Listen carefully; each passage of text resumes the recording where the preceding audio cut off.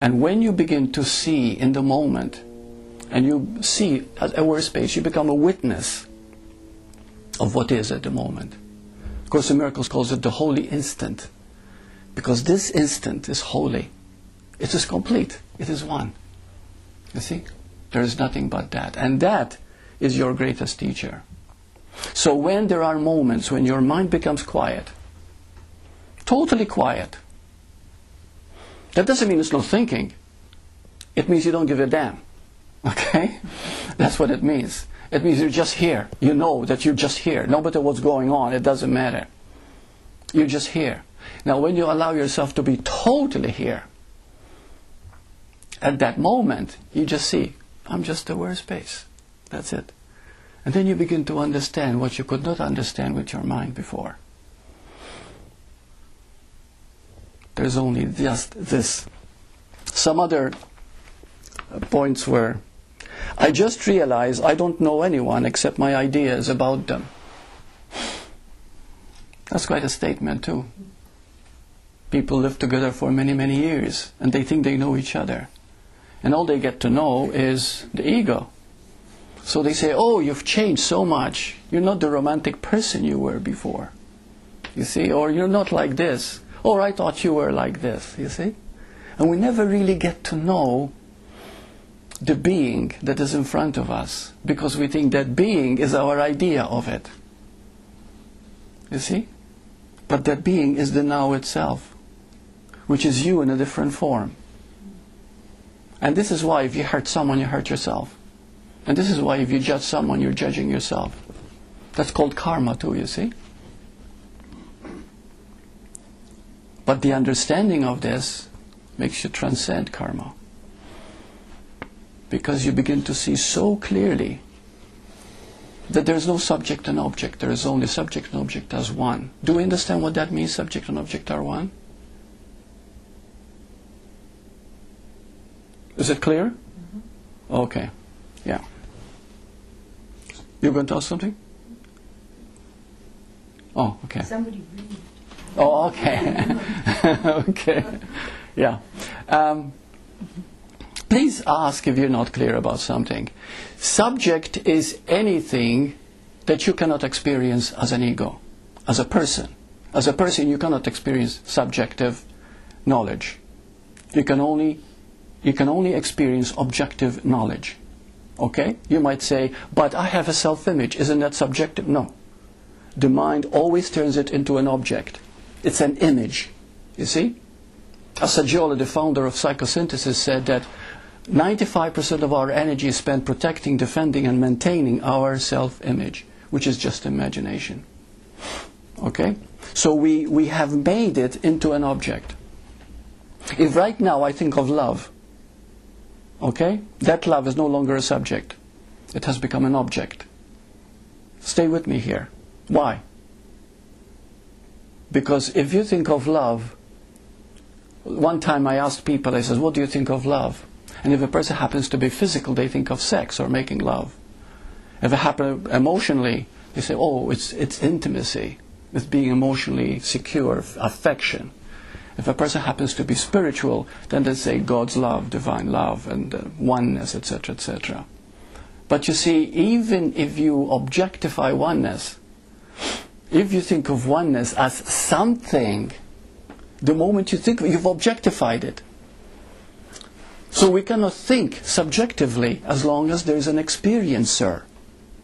Are you with me? Okay. Who are you right now? Nothing. This moment. Peter. Well, no, nothing. That's right. Who is this me? Can you find this me? Where is this me that you think you are? You cannot find it, right? No. Because now the real you is subjective. But if you say, oh, there's a subjective me, and then there's, you see, there's a duality here. You create the mind immediately, the moment it thinks about anything, no matter how spiritual, quote, it is, it becomes objective. It is the nature of the mind. This can be helped. We objectify everything. This is why seekers, or people who study spirituality from books over a period of time, they have read it so much about now, hereafter, reincarnation, whatever, these words, oneness, that they've objectified them. And then they wonder why they're not living from them. So you're not supposed to be objective? No, there's no such thing as not supposed to. But what happens is that anything that you think about becomes a thought. And then it objectifies automatically, because a thought always materializes in one form or another. It creates an image. It creates a structure. What you think of oneness, all of you, is totally different from each other. But oneness is not a thought. Oneness means there's life. There's only life appearing as you and me. You see? But you cannot think about it. You have to feel it in your heart. There has to be that aware space in which you can feel it. And when you feel it, you're no longer objectifying it. You're it. Okay. As long as you think about it, you objectify it. When you're it, you're no longer objectifying it. You are it. You are the now itself. You cannot think about now. So if you're thinking about it, you're objecting about it, therefore you're not being it. Very good. But Very good. But Yeah. how do you not objectify it? If You can't. feel it right away. You can't. Oh, You have to objectify it. wow. Object and subject are one. Got it? Then you're not feeling it. So you're missing. No. No, you see, you can't help doing what you do. Thank you for your questions. I mean, it's wonderful. I love it. Okay? Because you're bringing out very important aspects of it. You can't help doing what you do. You can't help thinking the way you do. Okay? We have no control over it. We are being lived by life. Life is living us. You're not as independent as you think you are. You're not a separate individual. You are life in manifestation. Okay? In other words, life chose to express as Petra now. Okay? So whatever you are thinking and objectifying is consciousness doing it through you. You can't help that. But you can be aware that this is what you're doing. Okay. So whatever I'm thinking is just an object, and it's not real. You see, this is the paradox. One realization that I had, the shift in a hospital, is that nothing is real. The only thing that's real is this aware space, this presence. But the moment I realized that nothing is real, then I felt the reality with me all the time. Do you understand? So the moment you begin to see that everything that you think about, even these words that I'm saying now, we're objectifying and we can't help it. But the moment you see that, you're moving beyond it. You see, we're not doing anything. All we need to do is see that we're objectifying. But there's nothing wrong with it. Nothing wrong at all.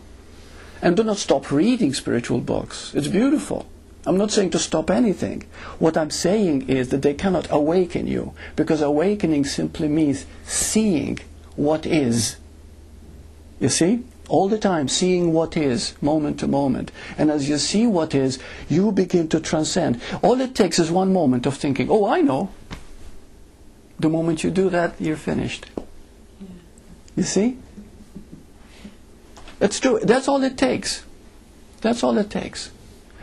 It's true Because when what's I that? hailed you and said, "Oh, I think I see what is," I think I became blind the next minute. That's right. The moment you say, I got it, you're going to suffer why? Because I got it. There's it and there's me. Duality. But how do you explain that to someone? You can't. You can't. You do your best like Bert is doing his best. No, you can't. But the important thing is that you keep seeing that whatever you're experiencing is not it, and it's okay, because you are it. You are the subject that's experiencing all these objects. Do you understand? You see, you are the one. You are the God. You are the life. You are this. But if you say, oh, I am part of oneness, you lost it already. You're not part of oneness. You are oneness.